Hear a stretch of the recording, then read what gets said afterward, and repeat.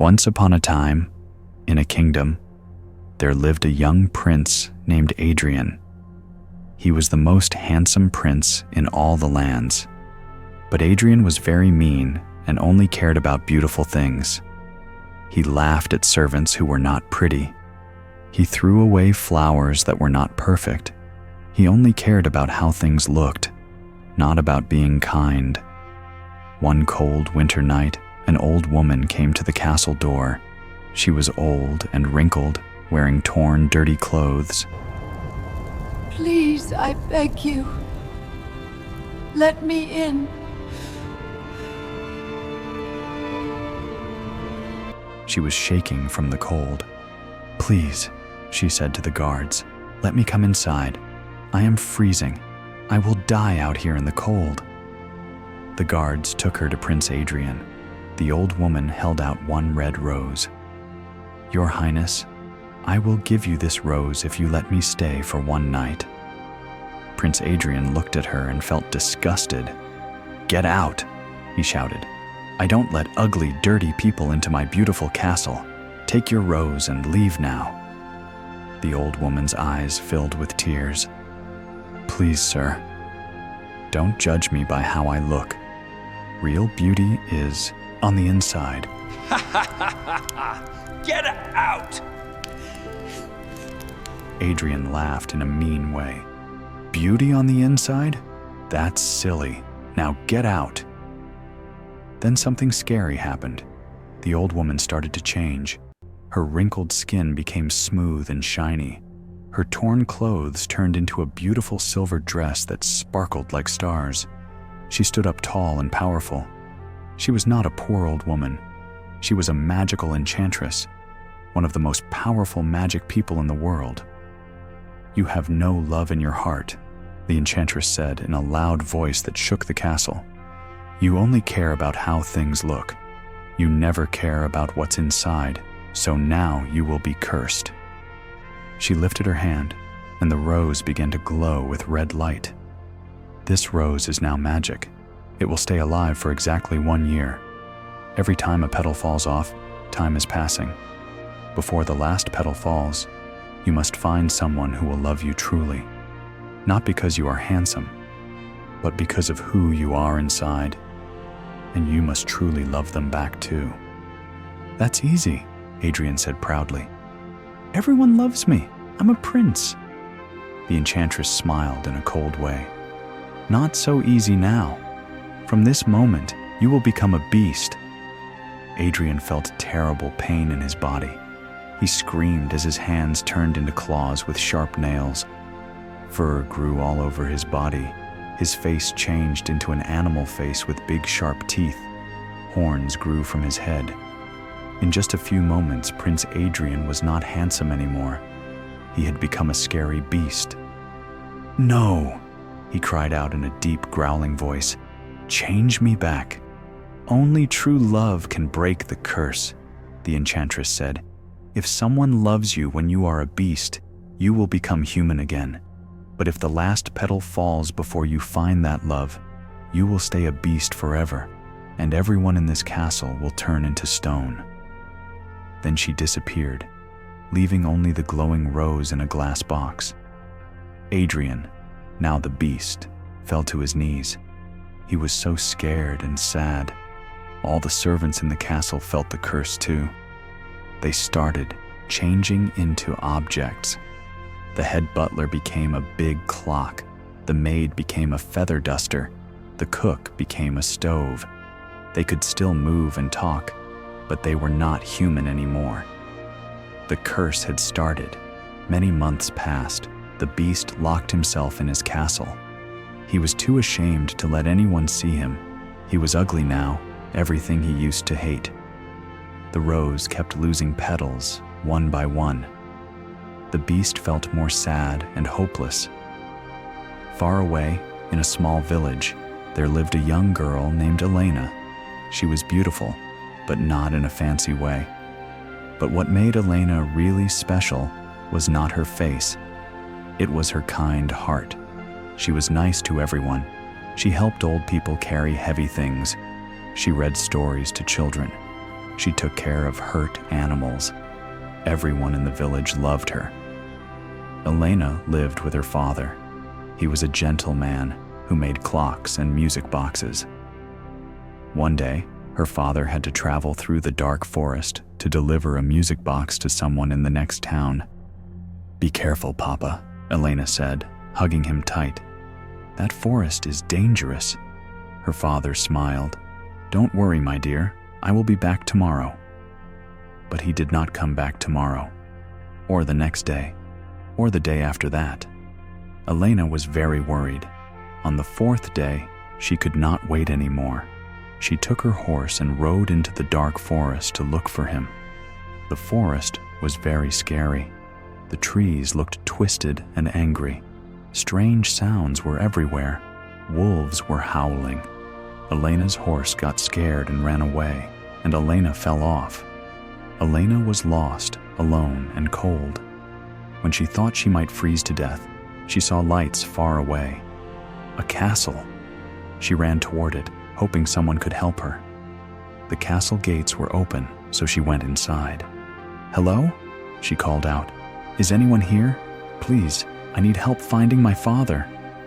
Inside the castle, the magic servants saw her. A human. The first visitor in many months. "Poor girl," whispered Mrs. Potts, who used to be a person but now was a teapot. "She looks so cold." Lumiere, who was now a candlestick, jumped forward. "We must help her." They took Elena to a warm room. They gave her hot soup and dry clothes. Elena was confused but thankful. "Thank you," she said to the talking teapot and candlestick, trying not to look too surprised. "But I am looking for my father. He disappeared in this forest days ago. Have you seen him?" Mrs. Potts and Lumiere looked at each other with worried faces. They had seen him. The beast had found Elena's father walking near the castle, and because he was angry and bitter, he locked the father in the dungeon for coming onto his property. "I need to see the master of this castle. Please, take me to whoever owns this place." "I need to see the master," Elena said in a strong voice. "Please take me to whoever owns this castle." The servants tried to warn her, but Elena said she must go. Finally, they took her to the beast's room. Elena pushed open the big, heavy door and walked inside. The room was dark and messy. Broken furniture, torn curtains, everything was destroyed. And in the shadows, she saw two glowing eyes. "Who dares come into my room?" a scary voice growled. The beast stepped into the light, and Elena gasped. He was huge and frightening. He was covered in fur and had big, sharp teeth, horns, and claws like a demon. Everything inside her said to run away, but Elena stood still and stayed. "My name is Elena," she said. Her voice was shaking, but she was brave. "I am looking for my father. He came through this forest and never came home. Do you know where he is?" Your father is in the dungeon. The beast growled in an angry way. "The old man? He is in my dungeon. He came onto my property without permission." Please, I beg of you. He is all I have left. He meant "Please," no. Elena begged. "He is all I have in the world. Please let him go. He did not mean to do anything wrong." The beast started to say no, but then he really looked at Elena. She was scared, yes, but she had not screamed or called him a monster. She was brave and kind. Something moved in the beast's cold heart. "I will make you a deal," the beast said slowly. You must stay here in your father's place. Forever. "I will let your father go. But you must stay here instead of him. Forever." Elena's heart sank. Stay in this dark castle with this monster forever? Never see her home again? But her father was sick and old. He would die in a dungeon. I will do it. I will stay. "I will do it," Elena whispered. "I will stay." The beast kept his promise. he let Elena's father go free. Her father cried and begged Elena not to do this, but she said she must. Elena was given a beautiful bedroom in the castle. It was the nicest room she had ever seen. It had a soft bed, a warm fireplace, and windows that looked out on a garden. But it was still a prison. That night, the beast sent a message. She must join him for dinner. Elena did not want to, but she went. The dining hall was huge. The beast sat at one end of the long table. Elena sat at the other end. Nobody spoke. It was very awkward. You must eat. The beast growled. He was trying to be polite, but he sounded mean. "I am not hungry," Elena said quietly. The beast got frustrated. He was not used to being kind or talking nicely. He only knew how to give orders. "I said eat!" he roared, hitting his clawed hand on the table very hard. Elena jumped, but then looked at him with steady eyes. "I said no. You can lock me here, but you cannot force me to do everything." The beast was shocked. Nobody ever said no to him. For a moment, he was angry. Then, he felt something different. Respect.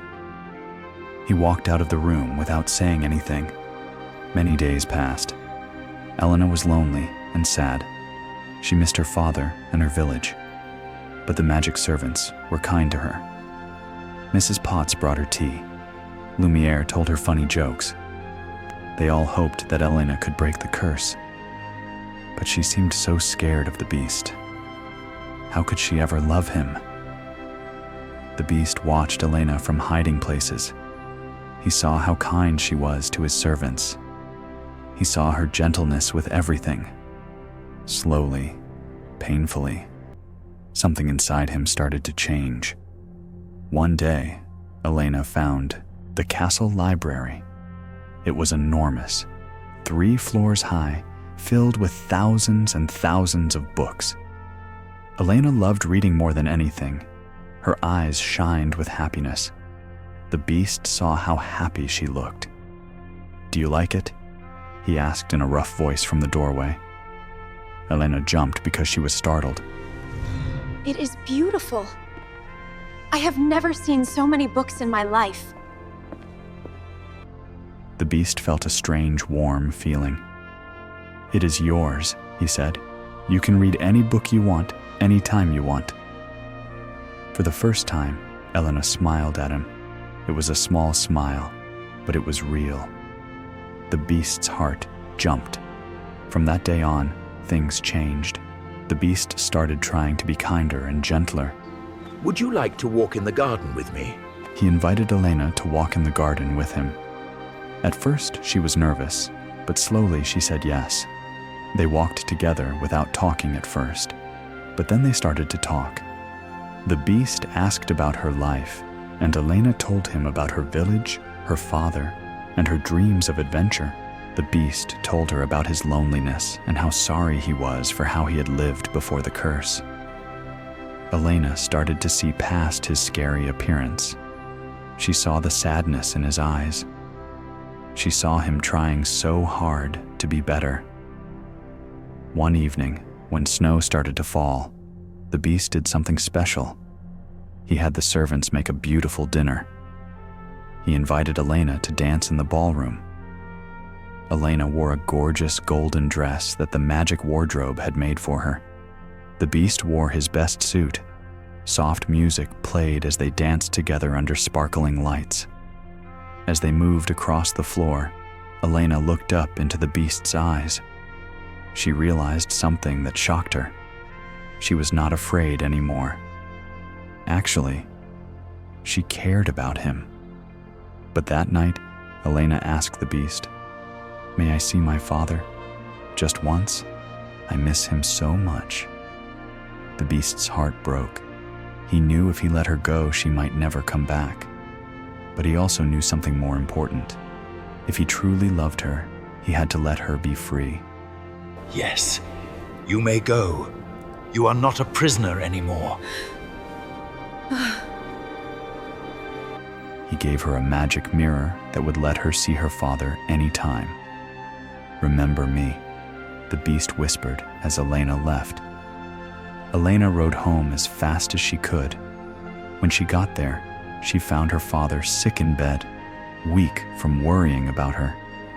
"Elena, you are alive," he cried, hugging her tight.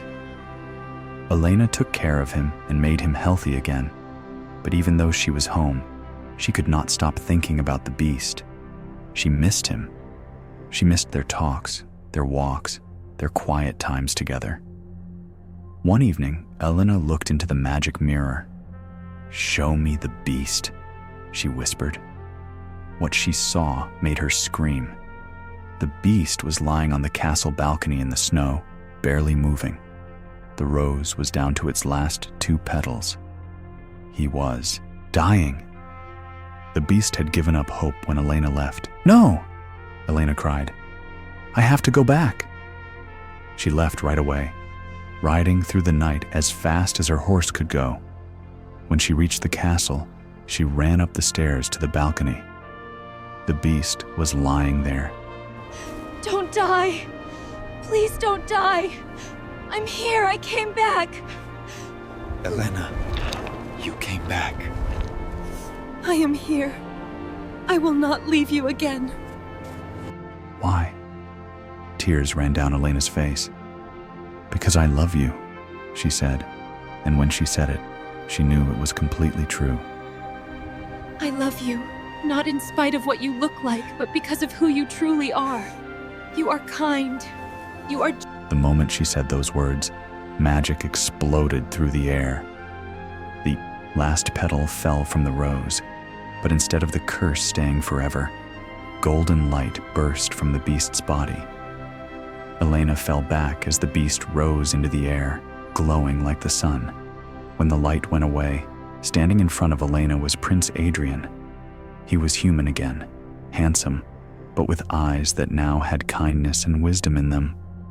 All around them, the servants became human again too. It's broken. The curse is finally broken. Look at me, a man once more. We're human again. The castle itself changed, becoming bright and warm. All the darkness and decay disappeared. Adrian looked at Elena with wonder and love. "You broke the curse," he said, taking her hands gently. "You saw past the monster and loved the person inside. You taught me what real beauty is. It is kindness, courage, and love."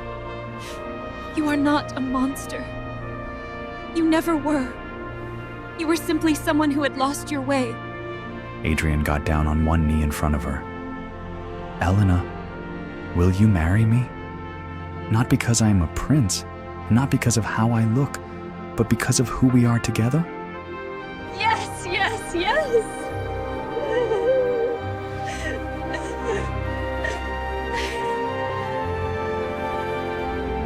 They got married in the spring when the kingdom was full of flowers and life again. The whole kingdom celebrated for many days, and Adrian and Elena ruled together with kindness and wisdom. They never forgot the lesson they had learned, that true beauty lives in the heart, and true love sees past appearances to the soul inside.